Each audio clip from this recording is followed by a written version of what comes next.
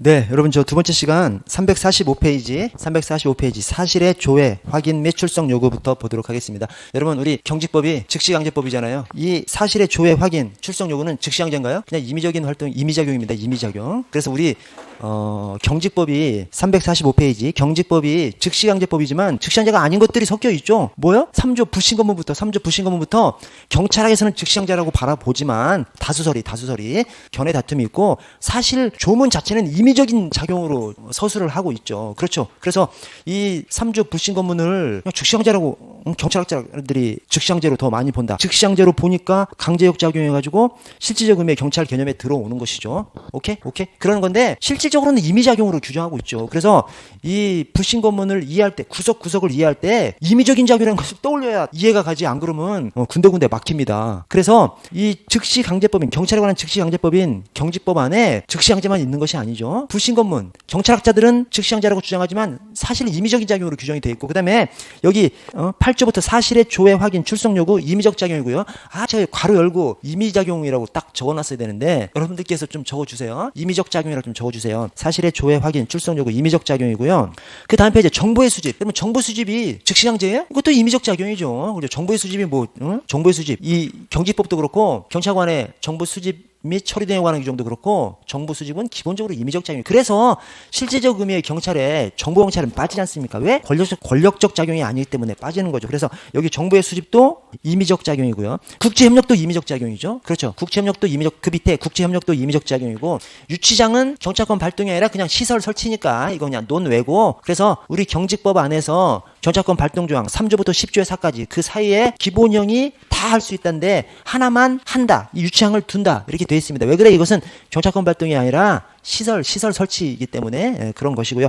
자, 그 다음에 거기 밑에 경찰 장비의 사용으로 가면 다시 즉시강제로 가죠. 경찰 장비, 장구, 분사기 조류탄, 무기 전부 다 이제 즉시강제로 다시 가는 겁니다. 자, 다시 앞쪽으로 와서 345페이지 사실의 조회, 확인, 출석 요구를 보시면 자, 먼저 장사 관출이에요. 사실조회는 관서장, 그다음에 출석 요구는 경찰관입니다. 오케이? 장사 관출. 제가 거기다 적어놓은 것이 사실 조회는 관서장의 권한으로, 그다음에 출석 요구는 경찰관의 권한으로. 이게 우리 현장하고 똑같아요. 우리 수사에 관한 것이건 수사에 관한 것이 아니건 각종 사기업이나 이런 각종 기관 단체 사기업한테 뭘 요구를 할 때 관서장 명의로 요구를 합니다. 여기 관서장.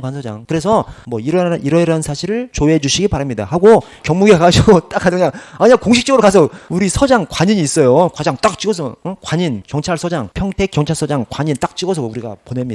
출석 요구는 경찰관 이름으로 보냅니다. 그래서 여러분들 경찰관 되면 친구들한테 막 전화 와요. 야, 너 동작 경찰서 누구 경위 알아? 그렇게 물어봐요. 어떻게 알아? 그죠? 우리가 13만 7천 명 경찰을 다 알아? 모르는데 이제 일반인들은 자기한테 출석 요구하면 거기 딱 경찰관 이름이 써 있거든요. 동작 경찰서 경위 누구 이름으로 출석 요구를 하니까 받는 일반인들은 누구 경위 이 사람을 이제 알아야 할 거 아니야. 그래서 자기 친구 경찰관한테 전화해가지고 야, 너 동작 경찰서 누구 경위 알아? 이렇게 물어봅니다. 그 물어보는 이유가 출석 요구서를 경찰관 이름으로 보내기 때문에 그렇습니다. 그래서 수사상 출석 요구건 행정상 출석 요구건 다 경찰관 명의로 출석 요구는 합니다. 그래서 장사 관출이에요. 관서장 사실 조회, 그다음에 경찰관 출석 요구. 그래서 1항부터 한번 읽어보면 경찰관서의 장은 그때 국가기관이나 공사단체 등의 직무 수행에 관련된 사실을 조회할 수 있습니다. 다만 긴급한 경우에는 소속 경찰관으로 하여금 현장에 나가서 맨 끝에 사실을 확인하게 할 수 있습니다. 2항에 경찰관은 둘째 줄 출석 요구서를 보내서 경찰관서에 출석할 것을 요구할 수 있습니다. 근데 여기 출석할 것을 요구할 수 있는 그 사유가 전부 행정 목적이에요. 수사상 출석 요구는 형소법 등으로 해서 별도로 가는 것이고 여기는 지금 다 행정 목적입니다. 그래서 여기 사유가 교미사유예요. 교미사유인데 다 행정 목적입니다. 그래서 1호에 미아를 인수할 보호자 확인, 2호에 유실물 권리자 확인, 3호에 사고로 인한 사상자 확인입니다. 3호 사고로 인한 사상자 확인. 자, 4호 행정처분을 위한 교통사고 조사에 필요한 사실 확인. 그래서 이 행정처분을 형사처분이라고 하면 틀려요. 그리고 각종 고소고발 이런 것을 언급하면 틀립니다. 각종 고소고발이면 행정 목적이 아니라 그건 수사 목적, 사법 목적이기 때문에 그것은 여기 없어요. 우리 여기 8조 사실의 확인에서 출석 요구는 전부 다 행정 목적 출석 요구입니다. 우리 경직법 자체가 행정 목적이거든. 범죄 수사 목적이 아니라 행정 목적 경찰의 즉시강제를 적시해 놓은 것이 이 경직법이거든요. 다만 조금 애매한 것이 어느 경계선상에 있다고 얘기하는 것이, 그러니까 반드시 행정 목적이 아니라 조금 경계선상에 있다고 보는 것이, 불신검문부터 범죄에 관한 것만 물어볼 수 있게 해놨거든요. 범죄에 관한 것이면 행정 목적이라고 하는데 사실 수사 목적 경계선상에 이제 있는 것이죠. 그러나 원칙적으로 하여튼 경직법은 행정상 경찰의 즉시강제, 행정상 경찰의 즉시강제를 규정한 법입니다. 왜?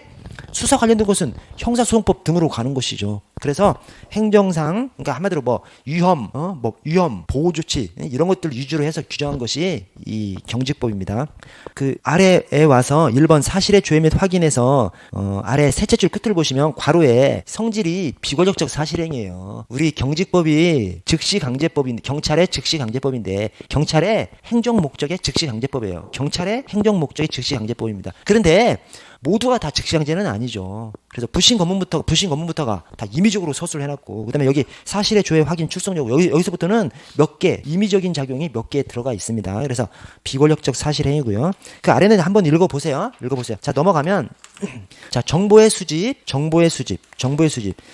당연히 임의적 작용이죠. 그래서 우리 저 맨 앞에 경찰의 개념할 때 실질적 의미의 경찰이 뭐예요? 질통 강제죠. 사회공의 안녕과 질서 유지를 위해서 일반 통치권에 근거해서 국민에게 명령 강제하는 작용. 여기서 제일 중요한 게 뭐예요? 마지막 명령 강제하는 작용이에요. 그래서 이 경찰 개념할 때 제가 늘상 강조하는 것이 법대 실행이다. 실질적 의미의 경찰이 법치주의 경찰 개념이고 대륙법계 경찰 개념이고, 그것이 실질적 의미의 경찰 개념이고, 그것이 행정 경찰이다. 그래서 이 독일 행정법학자들이 실질적 의미의 경찰을 뭘로 잡아놨어? 권력행정을 그냥 실질적 의미의 경찰로 잡아놨습니다. 자, 그래서 그 실질적 의미의 경찰 개념을 얘기할 때 권력행정이 실질적 의미의 경찰이기 때문에 정보경찰 활동은 실질적 의미의 경찰에 들어가지 않아요. 왜? 정보경찰은 임의적 작용이기 때문에. 아니, 정보를 야 내놔. 강제로 해서 받은 건 그럼 저기 정보 활동이 아니라 완전 깡패 활동이지. 그렇죠. 그래서 정보 활동은 임의적인 협력에 의해서 정보를 수집하는 것입니다. 그래서 정보의 수집 등 즉시강제가 아니라 임의적인 작용이고요. 자, 정보 수집 등의 경찰관은 주어가 경찰관은입니다. 경직법 8조의 정보의 수집 조항도 주어가 경찰관이고, 우리 정보 대통령령 수사권 조정되면서 정보 대통령령 새로 만들었죠. 경찰관의 정보 수집 및 처리 등에 관한 규정. 정보 대통령령의 주어도 경찰청이나 경찰이 아니라 경찰관입니다. 경찰관의 정보 수집 및 처리 등에 관한 규정. 왜 그래? 입법권자가 여기 경직법 입법권자가 경찰을 정보기관으로 만들지 않은 거예요. 국정원처럼 정보기관이 아니라 그냥 니네 임무 수행하면서 치안 임무를 수행하면서 경찰관이 치안 임무를 수행하면서 필요한 정보를 수집할 수 있게 만들어준 겁니다. 그냥 우리 경찰이 정보기관처럼 국정원처럼 행세하지 말라는 의미입니다. 이것을 주어를 경찰청이나 뭐 경찰청장이나 이런 식으로 해놔버리면 정보기관이 돼버리는 거예요, 우리가. 그래서 그렇게 하지 않고 그냥 치안 업무를 수행하면서 필요한 정보를 수집해라는 의미에서 주어를 경찰관으로 넣어놨습니다. 오케이? 여기 주어가 경찰관이라는 거 기억해 주세요. 그래서 경찰관은 범죄공, 이 범죄공도 굉장히 잘 만든 조항이에요. 왜 그래? 우리 정보경찰이 활동하는 그 공간 자체가 딱 범죄공이거든. 뭐냐면 우리가 꼭 범죄에 관련해서만 정보 활동을 할 것 같은데 그렇지 않죠. 우리 정보 형사들이 범죄 정보 활동은 당연히 이제 해야 되는 것이고, 자, 범죄, 재난 이렇게 막 국민들이 크게 막 혼란스럽고 어지럽고 막 이런 데에서는 꼭 정보경찰이 현장을 나간다니까요. 그래서 범죄, 재난, 공공갈등. 이 공공갈등이 뭐냐면 여럿이서 다투는 상황. 뭐 아파트 주민 수십 명이 뭐 관공서로 몰려갔다든가, 뭐 집단끼리 막 트러블이 있어가지고 막 대치하고 있다든가 이러면 지구대도 나가고 형사도 나가고 형사 수사도 나가지만 정보경찰이 꼭 현장에 있습니다. 왜 그래? 그렇게 공공갈등, 집단끼리 막 이렇게 다투는 그런 상황에서 누가 대화를 해? 정보경찰만 대화를 한다니까요. 그래서 그 현장 가면 우리 지구대 파출소나 수사 형사 이 사람들은 딱 대기하고 있다가 여차 아무나 가서 검거해버리려고 딱 그런데 정보경찰만 막 현장 가서 막 이 사람하고도 대화하고 저 사람하고 대화하고 하면서 화해를 붙이는 겁니다. 해결하기 전에 저 말이 맞죠? 지금 왜 그래요? 지금 너무 심한 거야 이거. 최종적으로 저쪽이 지금 한 5가지 얘기하는데 2가지는 맞는 말이잖아. 그럼 그것은 인정해. 이런 식으로 얘기하는 것이 정보경찰입니다. 현장을 해결하는 것이 정보경찰인 것이죠. 그래서 우리 정보경찰이 활동하는 주요한 공간들을 딱 정확히 적시한 것이 범죄공입니다. 그래서 이 범죄공이 경직법 이 정보의 수집 규정에도 딱 들어가 있고, 그 다음에 우리 정보 대통령령 경찰관의 정보 수집 및 처리 등에 관한 규정에서도 정보경찰의 임무를 적시하면서 범죄공 중심으로 적시를 해놨습니다. 그래서 제가 출제위원이라면 이 8조의 정보의 수집 규정에서 범죄공 이 중에서 하나를 다른 걸로 바꿔서 출제도 뭐 아주 잘 만든 문제다 저는 생각합니다. 그래서 범죄공 생각해 주시고요. 자, 범죄공 등 공공안녕에 대한 위험의 예방과 대응을 위한 정보의 수집 작성 배포와 이에 수반되는 사실의 확인을 할 수 있고요. 여기도 역시 할 수 있다죠. 그래서 경직법 3조부터 10조의 4까지 불보의 범위 사유 장구 분무. 근데 불보 범위 사유 8조에 숨어 있는 게 두 개 있죠. 사정국, 정부의 수집하고 국제 협력이 숨어 있죠. 근데 정부 수집하고 국제협력 그 숨어있는 거 8조에 3도 할 수 있다예요. 그래서 경직법은 3조부터 10조에 4까지 유치장만 빼놓고 나머지는 기본형이 다 할 수 있다니까요. 그래서 정부 수집도 뭐 사실의 확인을 해야 한다가 아니라 할 수 있다고요. 2항에 제1항에 따른 정부의 구체적인 범위와 처리 기준 등은 아래 대통령령으로 정한다. 이 대통령령이 뭐야? 경찰관의 정부 수집 및 처리 대응 하는 규정. 재작년에 2021년 초에 새로 정한 경찰관의 정부 수집 및 처리 대응 하는 규정. 이 정보 대통령령, 정부 대통령을 말하는 것이고요. 아래 국제협력도 할 수 있답니다. 다른 것이 다 할 수 이듯이 국제협력도 할 수 있다고. 이것도 역시 임의적 작용이죠.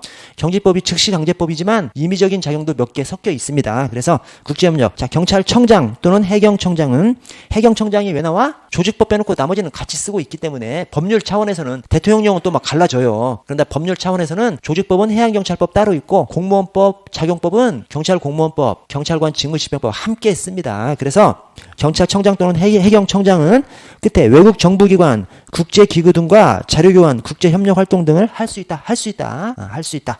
자, 아래 유치장 둘째 줄에 경찰서와 해양경찰서에 유치장을 둔다. 그래서 유치장은 경찰권 발동이 아니니까 이것은 할 수 있다고 할 필요가 없는 것이죠. 그래서 유치장 둔다고요. 유치장을 두는 곳은 경찰서밖에 없습니다. 오케이? 유치장 시도 경찰청에도 안 두고 지구대 파출소에도 안 둬요. 왜냐? 여러분 딱 생각해보면 지구대 파출소는 너무 작잖아. 너무 작고 우리 경찰관 근무하는 곳이 시골 지구대 파출소는 한 팀에 한 4명 이렇게 근무하는 경우가 많아요. 그래서 우리 통상 그렇게 작은 지구대 파출소는 그러니까 거의 파출소죠. 그 파출소는 순찰차 딱 한 대 있어. 그래서 4명 근무하는데 1명 휴가하고 딱 3명 한두 명 휴가하고 2명 3명 출근해가지고 순찰차 딱 하나 그냥 돌리는 거예요. 순찰 타고 나가면 손에 사람도 없어. 근데 유치장 두면 어떻게 해요? 작살나는 거지. 그래서 지구대 파출소는 너무 작아서 유치장 못 두는 것이고 시도청은 왜 한다? 책임지기 싫으니까. 여러분 우리 경찰 안에서 10대 자체 사고 중에 하나가 10대 사고 중에 하나가 유치장 사고입니다. 왜 그래? 저 근무하는 곳에 저는 유치장 근무는 안 해봤는데 유치장은 많이 가봤죠. 당직 근무할 때 3시간에 한 번씩 가야 돼. 유치장 많이 가봤죠. 많이 가보는데 유치장에서 사고가 겁나 많이 나요. 이 범죄자들을 가둬놓으니까 범죄자들 중에서 막간 새끼들 엄청 있는 거죠. 그래서 우리 신체검사 유치장 입감할 때 신체검사 하지 않습니까? 진짜 필요하다니까요. 왜냐면 뭘 가지고 들어가. 꼭 뭐 칼만이 아니라 숟가락도 가지고 들어가고 숟가락도 자른 거 있지 않습니까? 숟가락 대가리 자른 거 대가리만 가지고 들어가기도 하고 몸통만 가지고 들어가기도 하고 막 들어가. 그래서 그거 가지고 막 입에다 넣기도 하고 막 어디 찌르기도 하고 막 남 찌르기도 하고 막 별짓을 다 해요. 그래서 그렇게 신체 검사를 하는 겁니다. 그것들이 다 사고죠, 사고. 심지어는 저 근무하는 곳에서 아무것도 안 가지고 들어가니까 휴지를 똘똘똘 말아가지고 밤에 우리 유치장 근무자가 안 볼 때 휴지를 입에 막 꼽아 넣어가지고 이 목을 막아서 죽어버린 사람이 있다니까요. 그게 다 경찰 사고가 되는 겁니다. 사고가. 그래서 시도청은 책임지기 싫기 때문에 안 둔 거야. 정말이에요? 시도청도 수사부서 얼마나 많은데 시도청 수사부서 뭐 지능범죄 수사대, 뭐 광역범죄 수사대, 뭐 강력범죄 수사대 뭐 엄청 많이 있습니다. 이름은 조금씩 맡은 달라. 각 시도청마다 조금씩 다르고 엄청 많이 있어요. 시도청에도 수사 조직이 엄청 많이 구속하고 막 체포하고 하는 것이죠. 그럼 어디다 입감해? 제일 가까운 경찰서에다 가다 입감해놔요. 자기들은 책임 안 지는 거죠. 그래서 시도청은 책임 안 지려고 지구대 파출소는 너무 작아서 딱 경찰서에만 둡니다. 유치장은 경찰서에만 있어요. 그래서 경찰서에 유치장을 둔다. 여기다 경찰서 말고 다른 거 들어가면 틀립니다. 경찰서에만 유치장을 둡니다.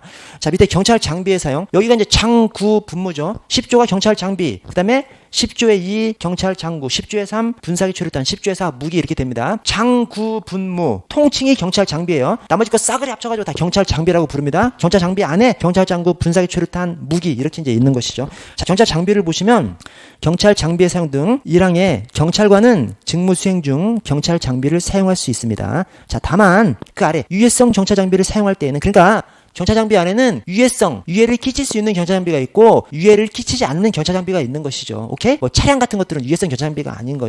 아니요. 죄송합니다. 제가 말 잘못했어요. 어쨌든 유해성 경찰 장비가 있고 유해를 끼치지 않는 경찰 장비가 있습니다.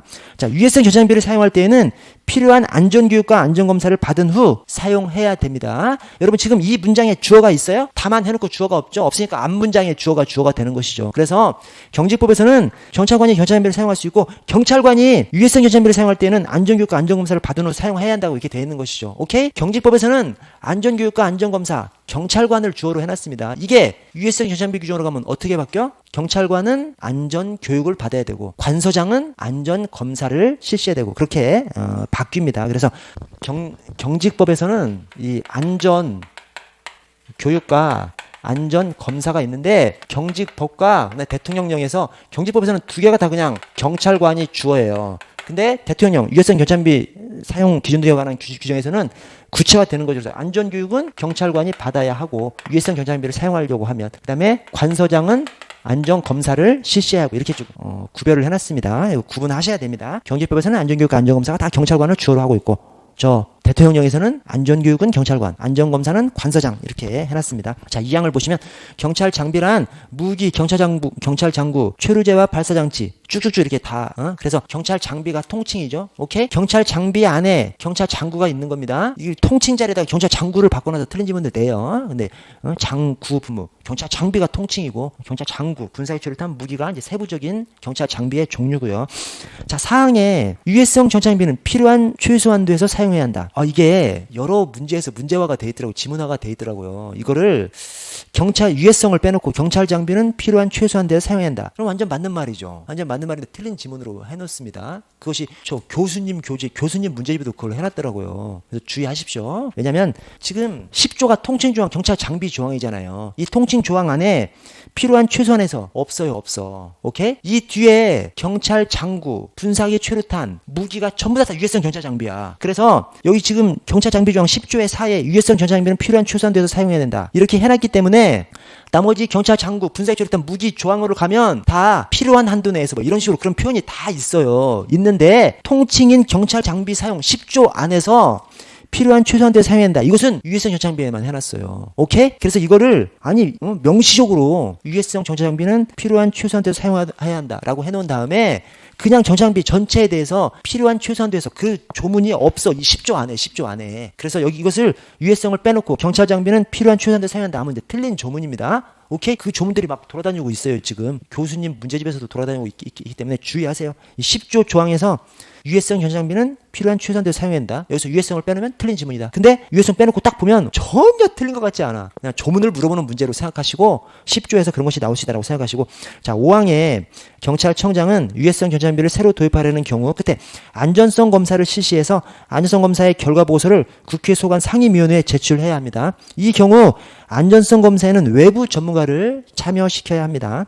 안전성 검사, 경찰청장, 안전성 검사 실시의 주체가 경찰청장이고 국회 소관 상임위원회, 즉 국회에다가 보고해야 하고 제출해야 되고 그다음에 안전성 검사에는 외부 전문가를 참여시켜야 됩니다. 자, 6항에 유해성 전차장비의 종류 및 사용 기준, 안전교육, 안전검사의 기준 등은 대통령령으로 정합니다. 여기서 대통령령 해놓고 제가 가로 열고 유해성 전차장비 사용 기준 등에 관한 이것은 제가 넣어놓은 거예요. 원문에는 대통령령만 나오죠. 제가 왜 넣어놨어? 이 대통령령이 경직법 시행령이 아니라 유해성 전차장비 사용 기준 등에 관한 규정이라는 것을 아시라는 것이죠. 근데 우리 머릿속에 있잖아요. 유해성 전차장비 규정이 있다는 것을 알기 때문에 유해성 전차장비 관련해서는 말하는 대통령령이 경직법 시행령이 아니라 유해성 전차장비 규정이라는 걸 아십시오. 여기를 만약에 경직법 시행령이라고 하면 틀린 조문이죠. 그래서 우리가 법률이 있고 대통령령이 있고 부령이 있는데 뭐 총리령도 있고 총리령이나 부령은 또 똑같은 것이고요. 총리 소속기관에서 만드는 것이 총리령이기 때문에 총리는 고유 업무가 없기 때문에 총리가 고유 업무를 하려고 총리령을 만드는 경우는 극히 희소하고 대부분은 다 소속기관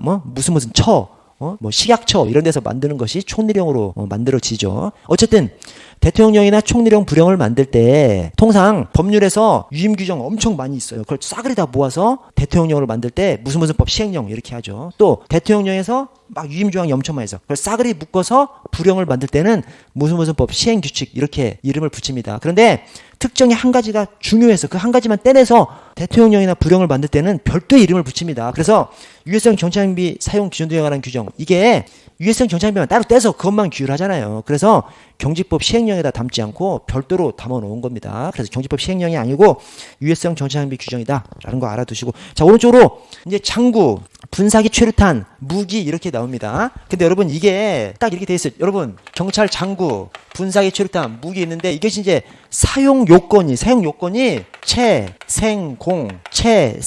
체생공 이렇게 돼 있어요. 딱 보시면 진짜 그렇게 돼 있습니다. 그래서 체포 도주 방지, 생명 신체 방어 보호, 그다음에 공무집행 항거 제지. 여러분 적을 필요 없습니다. 거기 적어놨어요. 제가 저기 349페이지 하단에 적어놨습니다. 거기 채생공, 채생공에다가 제가 색깔 이렇게 입혀놨습니다. 그래서 채생공, 채생공입니다. 여러분 여기 한번 봐주십시오. 채생공, 채생공. 그래서 체포 도주 방지, 생명신체 방어 보호, 공무집행 항거 제지. 근데 분사기 출탄에는 공이 없어. 무기 사용에는 채생공으로 다시 돌아옵니다. 근데 이것은 유해 수반하지 않는 무기 사용입니다. 유해를 수반하면 다시 정령 간첩 333 이렇게 갑니다. 그래서 이게 뭐냐면 정당방위 긴급피난. 오케이? 정당방위 긴급피난. 자, 영장 집행하는데 항거할 때, 그다음에 간첩이 대가족 작전 수행할 때 항복하라는 명령을 따르지 않고 항거할 때, 그다음에 333이 다 333이 이 3이 다 들어가요.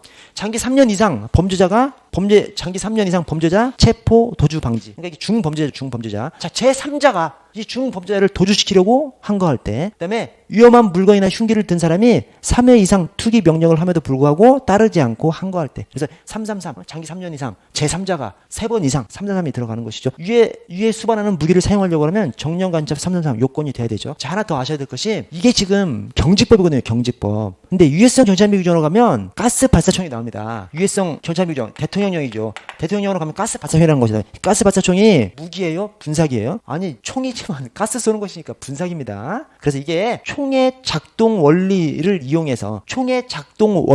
이용해서 가스를 발사하는 것이 가스 발사총이거든요. 그래서 비록 총으로 되어 있지만 무기가 아니라 분사기 최루탄이거든요. 근데 유해성 경찰비 규정에서는 가스 발사총의 사용 요건으로 다시 채생공을 규정하고 있습니다. 그래서 경직법에서 분사기 최루탄은 채생인데 유해성 경찰비 규정에서 분사기 최루탄의 하나인 가스 발사총 사용 요건은 채생공이다. 여기까지 좀 알아두셔야 됩니다. 그래서 한번 보시면, 자, 경찰 장구의 사용. 자, 경찰관은 두째 주구 때 필요한 한도에서 경찰 장구를 사용할 수 있습니다. 이 필요한 한도라는 뜻이 뭐예요? 필요한, 이렇게 해놓으면 필요한 최소한으로, 그런 뜻입니다. 그래서 아까 총칭이 경찰 장비 규정에서 유해성 경찰 장비는 필요한 최소한도에서 사용해야 한다며. 오케이? 근데 여기 지금 경찰 장구, 분사기 최루탄, 무기는 다 유해성 경찰 장비예요. 그래서 그 각각에 다 이 필요한 또는 뭐 필요한 최소한도로 이런 표현을 다 두고 있습니다. 어쨌든 필요한 한도에서 경찰 장구를 사용할 수 있고요. 자, 1호 장기 3년 이상 징역 금고에 해당하는 죄를 범한 범인의 체포 도주 방지. 오케이? 이 경찰 장비 10조부터 10조의 4까지 안에 어떤 범죄자의 중대성 여부를 따지는 거, 뭐 장기 몇 년 이상에 해당하는 범죄자 이런 거 따질 때 다 그냥 장기 3년 이상이에요. 여기 경찰 장구에서도 장기 3년 이상이고, 유해 수반 무기 사용에서도 장기 3년 이상 중범죄자에, 하여튼 다 그냥 장기 3년 이상입니다. 자, 2호에 생명신체 방어보호, 3호에 공무집행 항거 제지입니다. 그래서 채생공 요건을 두고 있고요. 자, 2항에 경찰 장구란 수포봉방입니다. 오케이? 수포봉방. 이게 유해성 경찰비 규정으로 가면 확장되죠. 수포봉방에서 확장되고 플러스해서 전자충격기까지 유해성 경찰비 규정으로 가면 이 경찰 장구에 들어가죠. 근데 어쨌든 경직법에서는 원형 수포봉방만 나옵니다. 수포봉, 수갑, 포승, 경찰봉, 경찰방패. 자, 아래 박스에서 둘째 칸에 성질, 대인적 즉시 강제고요. 그래서 임의적인 작용 몇 가지가 딱 서술 든 다음에 이제 경찰 장비, 다시 즉시 강제 다시 나오는 것이죠. 그래서 대인적 즉시 강제고요. 자, 사용 요건이 채생공인데 화살표에 전자충격기는 경찰 장구다. 이게 오해하시면 안 되는 게 경직법이 아니라 유해성 경찰비 규정으로 가면 이제 전자충격기가 경찰 장구로 이제 들어옵니다. 이 전자충격기는 사용 시 3회 이상 투기 명령 이런 것은 없어요. 사용 시 3회 이상 투기 명령은 저 무기에서 나오거든요. 무기에서 이제 나오는 것이고 전자충격기는 없습니다. 아, 이것을 저 대통령령에다가 제가 적어놨어야 되는데 경직법에다 적어놔서 조금 여러분들 헷갈리실 수 있겠는데 거기다가 대통령령이라고 좀 적어놔 주세요. 대통령령.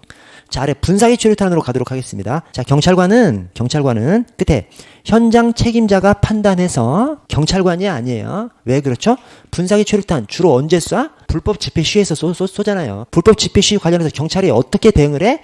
기동대로 집단으로 대응을 하지 않습니까? 집단으로 대응하는데 어느 경찰관이 지 맘대로 최루탄 뚝 쏘면 죽으려고 쏘는 거죠. 안 되죠. 그래서 현장 책임자, 지휘관 판단하에 쏘라는 겁니다. 그래서 현장 책임자가 돼야 됩니다. 현장 책임자가 판단해서 필요한 최소한의 범위에서 분사기, 최루탄을 사용할 수 있습니다. 그러면서 요건이 채생이죠. 채생공 채생인데 이 분사기가 주로 언제 쏴? 제가 불법 집회 시위 얘기한 것이 그냥 얘기한 것이 아니라 여기 2호에 불법 집회 시위로 인한 자신이나 다른 사람의 생명, 신체, 재산, 공공시설 안전에 대한 현저한 위해 발생 억제를 위해서 이 분사기 초리탄 쏠 수 있습니다. 그래서 이렇게 딱 불법 집회시위 나오면 분사기 초리탄이 되는 것이죠. 자, 그리고 여러분 제가 아까 설명을 하나 못 드린 것이 있는데 채생공이 있는데 여기는 이제 공이 빠지지 않습니까? 공이 빠지지만 이 생에 경찰 장구에서 무기에서의 생은 생명신체 방어 보호예요. 생명신체 방어 보호. 근데 분사기에서의 생은 생명신체 재산까지 갑니다. 오케이. 생명신체 재산까지 가요. 그래서 거기 보시면 2호에 생명신체 재산까지 들어가 봐요. 생명신체 재산, 공공시설 안전까지 들어갑니다. 오케이? 채생, 공이 빠지는 대신 생에 생명신체 재산까지 들어갑니다. 다른 경찰 장구하고 무기에서는 생명신체까지만 들어가거든요. 거기까지 알아셔야 됩니다. 자, 거기 맨 밑에 화살표에 유해성 전장비 규정으로 가면 가스 발사총 사용 요건으로 이 가스 발사총이 분사기 초리탄에 들어가는 것인데 경지법에서는 그냥 채생만 요건으로 분사기 초리탄 사용 요건으로 적시하고 있는데 대통령령으로 가면 가스 발사총 분사기 초리탄의 하나인 가스 발사총의 사용 요건으로 채생 공까지 공무집행 한거 억제까지 규정하고 있다는 거 알아두시고요. 다음 페이지에 가시면 무기 사용을 보겠습니다. 자, 무기 사용 1항에 경찰관은 채생공이죠. 그리고 생은 생명신체만. 채생공. 생은 생명신체만. 자, 상당한 이유가 있을 때에는 그 사태를 합리적으로 판단해서 필요한 한도에서 무기를 사용할 수 있습니다. 자, 다만 다음 각호 어느 안에 해당할 때를 제외하고는 사람에게 유해를 끼쳐서는 안 됩니다. 즉 아래에 있는 경우에는 유해를 끼칠 수 있는 것이죠. 아래에 있는 경우에만 유해를 끼칠 수 있는 경우입니다. 그 경우가 정령 간첩 333이에요. 정령 간첩 333. 그래서 정당방위 긴급피난 그리고 나서 2호하고 3호로 구별이 돼요. 오케이? 잘 보시면 2호 안에 가나다라가 있고 3호가 별도로 있어요.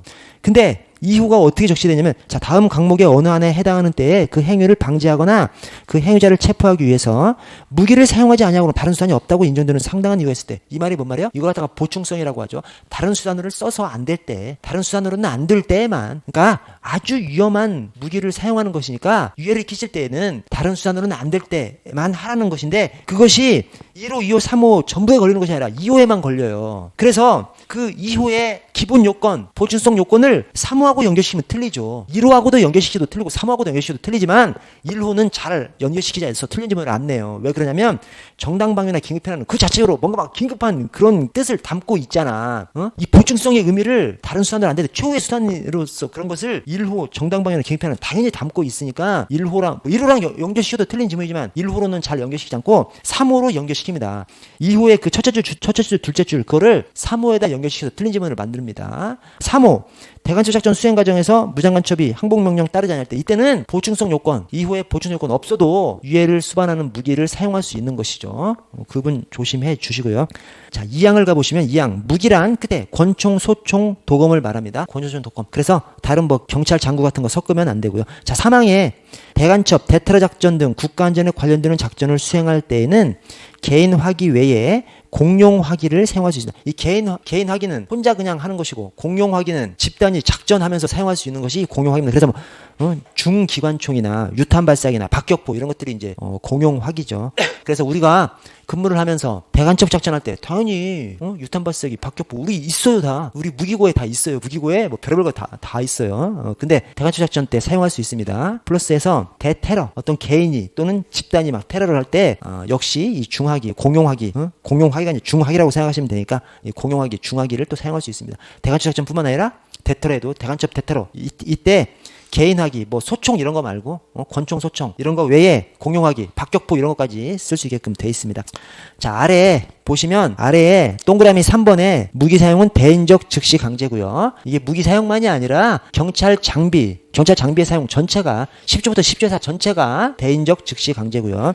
자, 오른쪽에 무기 사용의 요건에 유해 수반하는 무기 사용이 있고 유해 수반하지 않는 무기 사용과 유해를 수반할 수 있는 무기 사용이 있습니다. 유해 수반하지 않는 것이 기본형 채생공이고 유해를 수반할 수 있는 무기 사용이 정령 간첩 333이다. 근데 이걸 딱 떼놓고 보면 2항과 3항이 확 도드라지죠. 2항, 그러니까 1항, 2항, 3항이 완전히 따로 있는 거예요. 근데 장황하게 보충성 요건을 걸어놓은 것이 2항만 보충성 요건을 걸어놓고 있습니다. 그래서 3항, 대간첩 작전, 무장간첩 이것은 보충성 요건 없어도 유해 수반 무기 사용 가능한 경우고요.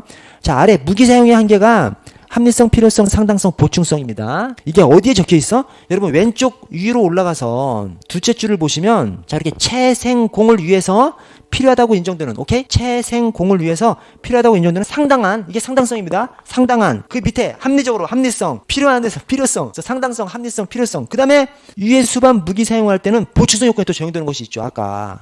그래서 합리성, 필요성, 상당성, 보충성, 다른 수단으로 안 될 때에만 이 네 가지가 무기 사용의 한계로 이렇게 얘기가 되는 것이고요. 아래 요건은 채생공, 채생공. 자, 다음 페이지로 넘어가 보시면 관련 판례를 좀 보도록 하겠습니다. 자, 1번에 둘째 줄 중간에 형사사건에서 무죄 판결이 확정됐어. 그러면 당해 경찰관의 과실의 내용과 중간에 결과의 중대함에 비춰서 민사상 불법 행위 책임을 인정했대요. 형사상으로는 무죄가 떨어졌는데 국가배상 책임은 인정했대요. 이게 뭔 말이죠? 형사 재판하고 민사 재판하고 별개인 것이죠. 우리 이제 실무상 국가배상을 민사소송으로 처리하고 있기 때문에 이렇게 표현이 나오는 겁니다. 어쨌든 형사소송하고 민사소송은 별개인 겁니다. 우리 경찰관이 뭐 이 경찰 장비를 사용한 것에 대해서 형사 재판에 걸릴 수가 있죠. 업무상 과실치사상 등등으로 걸릴 수가 있습니다. 그리고 국가배상 함께 걸리죠. 형사 재판 함께 걸리고 같은 행위에 대해서 무기 등 사용한 것에 대해서 형사 재판 걸리고 그다음에 민사 국가배상 같이 걸려. 그때 결론이 똑같아야 할 것 같죠. 어느 하나가 그냥 무죄 나면 이쪽 국가배상도 그냥 없는 것으로, 그다음에 형사사건에서 유죄 나면 국가배상도 인정되는 것으로 이렇게 될 것 같은데 그렇지 않다는 거예요. 형사사건 따로, 국가배상 따로입니다. 여러분 통상적으로 우리 경찰관이 무기 등 사용한 것에 대해서 형사처벌을 받는 경우는 극히 희미합니다. 극히 적습니다. 그러나 국가배상은 거의 다 인정돼요. 거의 다. 다른 거죠, 서로. 그래서 우리가 이런 표현을 씁니다. 형사사건에서의 위법성보다 국가배상 사건, 즉 민사소송에서의 위법성이 훨씬 넓다. 이런 표현을 씁니다. 그러니까 형사사건에서 유죄가 인정되는 그 위법성은 거의 인정이 안 돼. 그런데 국가배상, 민사소송으로 처리하는 국가배상에서의 위법성은 거의 인정을 시켜버려요. 그래서 형사소송에서의 위법성과 민사소송에서의 위법성 자체가 다른 겁니다. 이게 좀 잘 매치가 안 되시겠습니다. 하여튼 그렇게 봐버려요. 그래서 실제로 무기 잘못 사용했다고 형사처벌 받는 경찰관은 별로 없죠. 거의 없죠. 그러나 국가배상 책임이 되는 국가배상이나 또는 선택적 청구권에 해서 경찰관 개인한테 손해배상 청구했을 때 배상 인정되는 경우는 엄청 많죠. 그래서 서로 다른 겁니다. 그래서 형사사건에서 무죄 판결됐다 하더라도 국가배상 책임, 이 손해배상 책임은 인정되는 경우가 엄청 많습니다. 그래서 이 사례가 그런 경우고요.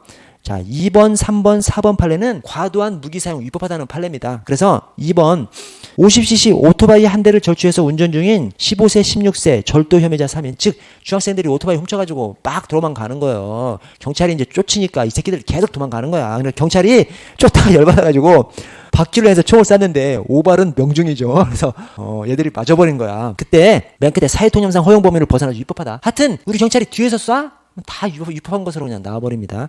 자, 3번 판례도 첫째 줄 끝에 도주하는 범인을 경찰관이 뒤따라 추격하면서 등에서 그냥 권총을 발사해서 사망해버렸어. 위법합니다. 자, 사항도 역시 40cm가량의 칼로 반복적으로 위협하면서 도주하는 차량 절도 혐의자. 그러나 핵심이 뭐예요? 40cm 칼은 들고 있지만 도망가고 있는 거잖아요. 거기에 대해서 도주하기 위해서 등을 돌린 혐의자한테 2m 거리에서 실탄을 발사해서 복부를 관통해서 사망했어. 경찰관 위법한 직무 집행하는 겁니다. 여기가 지금 억울한 것이 40cm 칼로만 위협하고 있어. 2m 거리면 나도 지금 죽을 수 있는 상황이죠. 근데 문제는 그러니까 나를 그렇게 했을 때 앞에서 쏴버렸어야 되는데 앞에서 쏘면 위법하지 않다고 한 판례가 엄청 많아요. 앞에서 근거리에서 흉기를 들고 있는 사람을 경찰이 앞에서 쏴버리면 그러면 위법한 직무 집행이 아니라고 보는 판례가 많이 있습니다. 그것은. 그러나 아무리 가까운 거라도 등을 돌려서 뒤쪽에서 쐈어? 이 총알이 딱 쏘면 어디가 입구고 어디가 출구인지 다 알아요. 그러니까 속일 수가 없는 거지. 왜냐면 총알이 어떤 물체에 닿는 순간 휙 돌아버리거든요. 그래서 들어가는 구멍은 작고 나오는 구멍은 좁은 몸통이지만 들어가는 곳은 작고 나오는 곳은 훨씬 넓어요. 그러니까 당연히 어느 방향으로 쐈는지 아는 것이죠. 근데 그 배가 구멍이 작아야 되는 것이죠. 그래야 앞에 봤을 때 쏘는 것이 되는 것이죠. 근데 뒤로 돌린 다음에 쏴버리니까 등이 구멍이 작고 앞이 구멍이 넓어버리니까 등 돌린 사람, 도망가려고 한 사람을 쏜 것이 돼버리는 것이죠. 그러면 위법성을 인정해버립니다. 아무리 상대방이 막 40cm, 40mm 칼을 들고 있었다고 하더라도 등을 돌렸어? 도망가려고 하는 거기 때문에 총을 쏘지 않아도 된다. 그렇게 판단을 합니다. 그래서 과도한 무기 사용으로 위법성을 인정받은 것이 2번, 3번, 4번 판례고요. 자, 5번 판례는 야간에 술에 취한 상태에서 병원에 있던 과도로 대형 유리창문을 쳐서 깨뜨리고 자신의 복부에 칼을 대고 할복 자살하겠다고 난동을 부린 피해자. 개망나니 그죠? 개망나니.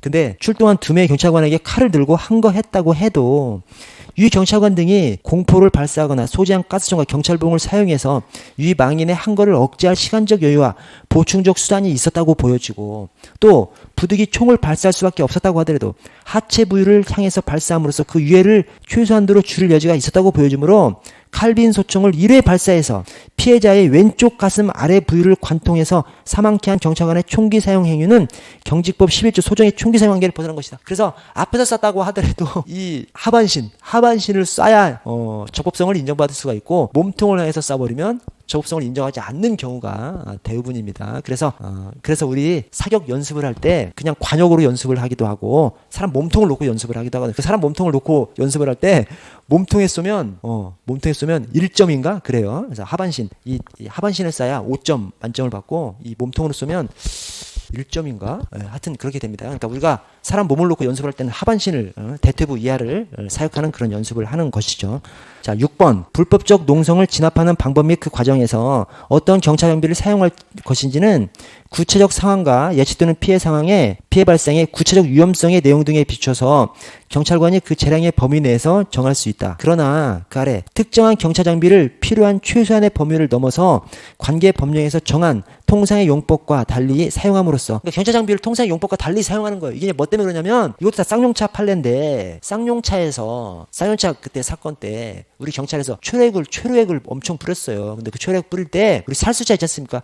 살수차로 뿌리면서 최루액 섞어서 뿌리기도 하고, 또 헬기에다가 최루액 실은 다음에 위에서 막 팍 떨어뜨려 가지고 이렇게. 그래서 노동자들이 헬기 향해 가지고 너트 볼트 있지 않습니까? 이 새끼들도 그건 진짜 나쁜 놈들이죠. 새총을 엄청 큰 이 새총이 이만하잖아요. 근데 엄청 큰 새총을 해가지고 이것을 쫙, 그러니까 이제 막 그걸 뭐라 그러죠? 지렛대 원리인가요? 엄청 큰 새총을 만들어가지고 거기다가 나사 있지 않습니까? 나사, 너트, 볼트 이런 거 막 이만한 거 그거 써가지고 우리 방패 맞으면 방패가 막 쫙쫙 깨져버리는, 우리 방패가 엄청 튼튼한 거거든요. 깨지진 않는데 막 금가버릴 정도로 그런 걸 막 쐈었거든요. 그걸 헬기에다 쏜 거예요. 그래서 헬기가 막 찌그러진 거예요. 찌그러지고 또 헬기 내려 앉아있는 거 막 공격해가지고 막 강목 같은 걸로 막 후드를 까고 막 그런 거예요. 하늘에 있는 헬기는 막 볼트 쏴가지고. 그래서 우리 조현우 총장이 손해배상 청구하라 그래가지고 손해배상까지 청구했습니다. 손해배상 청구하고 뭐 공무집행 방해 막 그러도 막 엮고, 형사처벌, 민사 다 해서 엮었어요. 거기에 대해서 헬기로 최루액 발사한 것 자체가 위법하다는 거예요. 그래서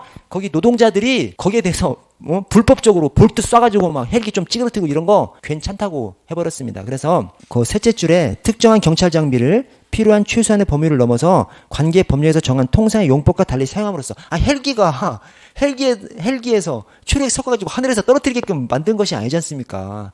그걸 얘기하는 겁니다, 지금. 그럼으로써 타인의 생명, 신체에 유해를 가했다면, 맨 끝에 그러한 방법으로라도 해당 경찰 장비를 사용할 필요가 있고, 그로 인해서 발생할 우려가 있는 타인의 생명, 신체에 대한 유해의 정도가 통상적으로 예견되는 범위 내에 있다는 등 특별한 사정이 없는 한, 봐주려고 하는 것이 아니라, 그런 특별한 사정이 있었으면 뭐라, 그러니까 헬기로 최루액을 쏴야만 하는 특단의 불가피한 사유가 있었다면 모르겠지만 그런 사유가 없기 때문에, 그래서 그 직무 수행은 위법하다고 봐야 된다. 나아가서 경찰관이 경찰 장비를 위법하게 사용함으로써 그 직무 수행이 적법한 범위를 벗어난 것으로 볼 수밖에 없다면, 상대방의 그로 인한 생명 신체에 대한 유해를 면하기 위해서 직접적으로 대하는 과정에서 그 장비를 손상시켰다더라도 그 엄청난 새총을 만들어가지고 볼트 너트 발사해가지고 헬기 좀 부서뜨렸다고 하더라도 그것은 정당방위에 해당한다는 거예요. 오케이? 헬기로 그 최루액 막 하늘에서 떨어지면 여러분 그거 얼마나 위험하겠어요. 그러니까 노동자들이 엄청 대형 새총을 만들어 쏜 것도 그거 잘못한 거죠. 그러나 우리가 그런 용법도 없는데 여러분 하늘에서 물이나 물 담긴 비닐을 하늘에 떨어져 보세요. 그 자체가 엄청난 무기죠. 그거 맞아보세요. 최루액도 최루액이지만 잘못하면 진짜 목 같은 데 꺾이고 아작나죠. 그냥 물만 떨어뜨려도, 물 비닐 떨어뜨려 보세요. 진짜 아작나. 근데 어쨌든 그렇게 사용한 경찰도 잘못한 거지. 판례가 경종으로 울린 판례입니다. 경찰 장비 용도대로만 사용하라는 거예요. 용도대로 비용도로 사용했어? 그러면 꼭 용도가 아닌 용도로 사용할 수밖에 없었던 긴급하고 그 예외적인 사유가 인정돼야만 용도가 아닌 다른 용도로 사용할 수 있는 것이지, 원칙적으로 정해진 용도로만 사용하라는 것을 이 판례가 얘기를 했습니다. 여러분 좀 쉬었다가 15분에 시작할게요. 15분에.